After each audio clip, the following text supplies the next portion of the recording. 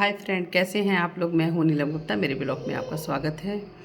और ईश्वर करे आप लोग कुशल मंगल से रहें और आपकी कुशलता से हम लोग भी कुशल मंगल से हैं और मेरे परिवार में भी सुख शांति है। और ईश्वर करे आप लोग भी हमेशा मुस्कुराते रहें और खिलखिलाते रहें, यही मेरी भगवान से प्रार्थना भी है। तो नीलम की कहानी नीलम की जुबानी पे बनी रहिए। और जिन लोगों ने मेरे चैनल को सब्सक्राइब नहीं किया तो प्लीज़ कर लीजिए, क्योंकि मैं चाहती हूँ कि मेरा जब भी वीडियो आए और आप लोगों तक पहुँचे तो आप सबसे पहले उस वीडियो का लुत्फ़ उठा सकें। तो इसलिए आप लोग जैसे जानना चाहते हैं कि बीहड़ और जंगल में क्या क्या होता था, और जंगल के डाकू जो लोग रहते थे पहले, जो मतलब किस तरीक़ा से अपना जीवन यापन करते थे और हर दिन दिनचर्या उनकी कैसी होती थी। तो आप लोगों के मन में काफ़ी सवाल रहते होंगे कि मतलब जो डाकू लोग रहते हैं, क्या वो घोड़े पे चलते हैं या गाड़ी पे चलते हैं, या उनका खुद का मकान होता है भी जंगल के अंदर, जो बड़े बड़े टीले टाइप के होते हैं, बीहड़ जो जिसको बोलते हैं। तो आप लोगों के मन में कहीं ना कहीं ये सवाल होता होगा कि शायद ये लोग मकान बना के रहते होंगे। और ये काफ़ी प्रश्न आते हैं, क्योंकि आप लोग ऐसी मूवी देखे होंगे, जैसे बहुत सी मूवी में दिखाया गया है कि डाकुओं का एक खेमा होता है और घर टाइप बना होता है, तो सब अपने मज़े से रह रहे हैं, नाच गाना अयासी सब चली। तो भैया मेरे देखिए, घर द्वार तो नहीं होता है, आप पी लीजिए। घर द्वार तो नहीं बना होता, ना वहाँ घोड़ा होता, ना गाड़ी होती। हाँ, एक चीज़ ज़रूर होती है, वहाँ अयासी ज़रूर करी जाती है जिसके शुद्ध में कहा जाए कि डाकू, वो डाकू कहा जिनका अयासी ना रहे। चाहे वो आप डिटेल निकाल लीजिए, पुराने डाकुओं से लेकर हर डाकुओं की कुछ ना कुछ अपनी कहानी रही होगी। और हर जीवन में हर इंसान की कुछ ना कुछ कहानी रही, कोई किसी की तरीके की कहानी है, कोई किसी तरीके का कहानी है। तो ये तो मान लीजिए दिनचर्या वहाँ की हो गई है। तो आगे वीडियो बढ़ाते हैं। एक बहन ने कमेंट किया है, मैडम नीलम जी आपकी लव मैरिज हुई है। तो भैया बहन जी, मेरी लव मैरिज भी किन परिस्थितियों में हुई वो भी बताएंगे, हम आपको ज़रूर बताएंगे। फ़िलहाल इतना ही बता देते हैं कि हाँ, लव मैरिज तो हुई है, लेकिन लव मैरिज किन परिस्थितियों में हुई है उसका डिटेल हम ज़रूर मतलब डालेंगे। कि कभी कभी हम सोचते हैं कि कुछ ऐसे शब्द निकल ना जाए कि लोगों का अपने ऊपर भरोसा उठ जाए, इसलिए मतलब कुछ चीज़ें होती हैं तो सोच समझ के कहना पड़ता है, क्योंकि रहना इसी समाज में है। वैसे भी इस माथे पे जो कलंक लगा वो छूट तो सकता नहीं है, चाहे वो किसी के माध्य का हो, चाहे वो लड़की हो चाहे औरत हो, और हमेशा गलत उसी को ठहराया जाएगा। मर्द जात तो हमेशा ही समझ सकते हैं, झाड़ पहुँच के निकल लेंगे। तो कल मैंने जो वीडियो शूट किया था, और कल मुझे समय नहीं मिला था, तो मैंने रात में ही वीडियो शूट करके, क्योंकि मैं जानती हूँ कि आप लोग मेरे वीडियो का इंतज़ार करते हैं, और जो लोग मेरे वीडियो का इंतज़ार करते हैं उसके लिए थैंक यू सो मच बहन जी और भाई जी। और आप लोग मुझे इतना प्यार स्नेह दे रहे हैं, शायद मैंने सोचा भी नहीं था कि मैं इसके काबिल है या नहीं है, लेकिन आप लोगों का प्यार स्नेह देखकर मुझे बहुत ही खुशी मिलती है। तो आज बढ़ाते हैं जो कल का अधूरी कहानी रह गई। तो एक बहुत दिलचस्प कहानी थी मेरे जीवन की, दिलचस्पा दिल दहलाने वाली भी वो कहानी है। हुआ क्या था, जब जैसे मैंने कल भी बताया कि सब लोग जब उजरिया रात होती है तो चंबल की रेत में जाके सब लोग कबड्डी खेलते हैं, कोई कुछ खेलता कोई कुछ खेलता, कुछ नहाते, कुछ लोग नहाते हैं, क्योंकि उनको दिन में तो मिलता नहीं है नहाने के लिए। और क्योंकि दिन का हमेशा खौफ मंजर रहता है कि पता नहीं कब पुलिस आ जाए, कब दोनों के बीच में मुठभेड़ होने लगे। तो ये सब चीज़ें होती, क्योंकि पुलिस अपना काम करती है और बदमाश अपना काम करती। पुलिस का काम है ढूंढना, बदमाशों का काम है छुपना। तो हर कोई अपनी अपनी नज़र में अपनी अपनी जगह मतलब काम करते हैं।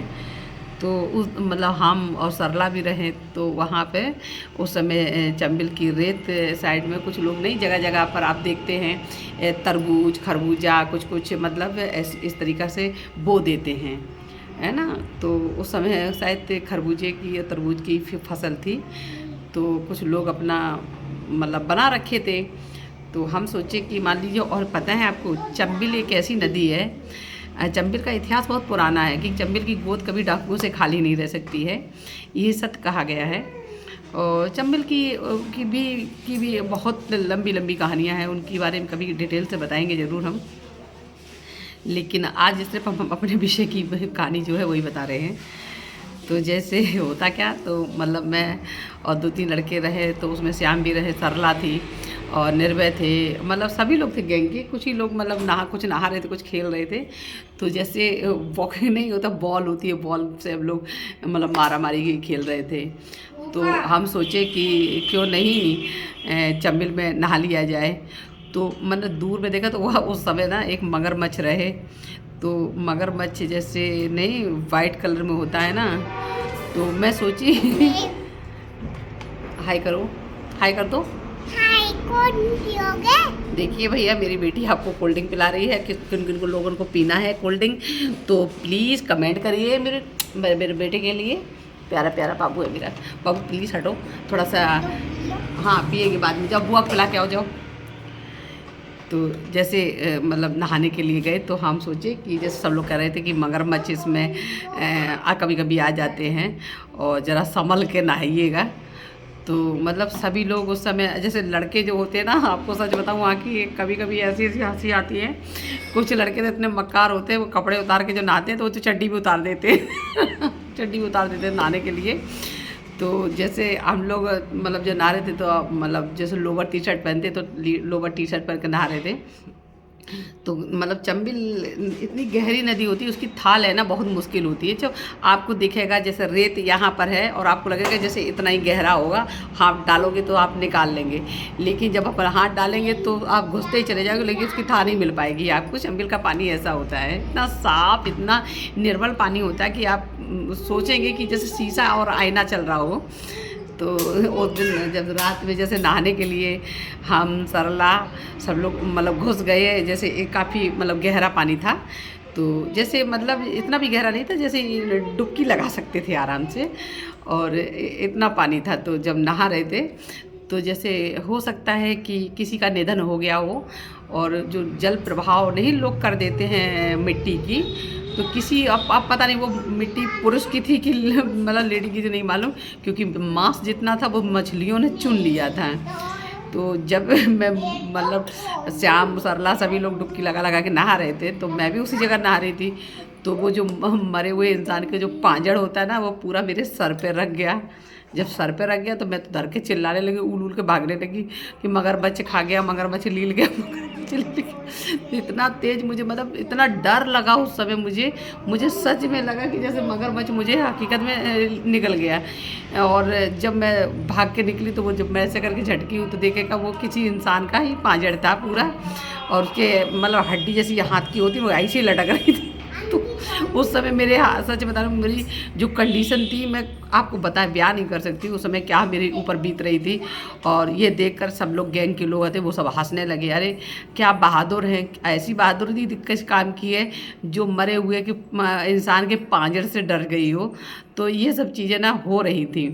और मतलब उस समय ना मुझे हंसना नहीं आ रहा था, मुझे तो सिर्फ ये लग रहा था मैं बैठ कर रोऊँ। मतलब इतनी घबराहट सी हो गई थी कि सच में मगर अगर होता तो मुझे पूरा निकल गया, तो ये लोग मेरी हंसी उड़ा रहे हैं। और मान लीजिए वो पांजड़ थी और पांजड़ की जगह कुछ और हो जाता तो ये लोग मुझे छुड़ाने की जगह अपना अपना मतलब हंसी और मजाक कर रहे थे। तो मुझे गुस्सा में मैंने फिर सबको गालियाँ देना शुरू कर दी कि मतलब मेरी जान चली जाती, और तुम मतलब जो भी लैंग्वेज नहीं बोलनी चाहिए थे, सॉरी अगर आप लोगों को बुरा लग रहा हो, क्योंकि वहाँ की लैंग्वेज ही ऐसी थी, बिना गाली का कुछ होता नहीं था वहाँ पर। तो अब शायद आप लोगों को मतलब वहाँ की भाषा, क्योंकि वहाँ की खड़ी भाषा होती थी, अब तो मान लो थोड़ा इधर साइड में आ गए तो मतलब बहुत सी लैंग्वेज में परिवर्तन भी आ गया, और फिर कुछ दूसरी चीज़ें पढ़ाई लिखाई का भी कुछ असर हो जाता है ना जीवन में। तो ये सब चीज़ें हो रही थी। तो आगे और वीडियो बढ़ाएंगे, लेकिन उससे पहले आप जो लोग मेरे चैनल पर नहीं जुड़े हैं तो प्लीज़ जुड़िए, और आप लोगों की मेरी कहानी कैसी लग रही ज़रूर बताइएगा। तो प्लीज़ ज़्यादा से ज़्यादा जुड़े रहिए। आपकी नीलम, उन्हीं की कहानी उन्हीं की जुबानी। बाय।